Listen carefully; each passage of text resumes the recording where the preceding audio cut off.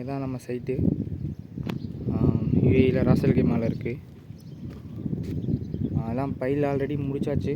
இப்போ file கேப்காண்டி black work பண்ணிக்கிட்டு இருக்கோம். இது ராஃப்ட்டு,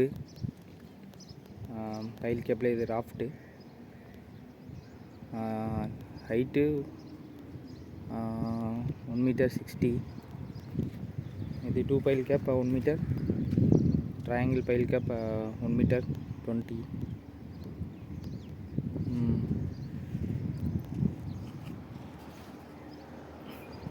பிளாக் ஒர்க் ஆல்மோஸ்ட் கம்ப்ளீட் பண்ணியாச்சு. மேபி நெக்ஸ்ட் மந்த் எல்லா ஒர்க்கும் ஃபினிஷ் ஆயிரும்.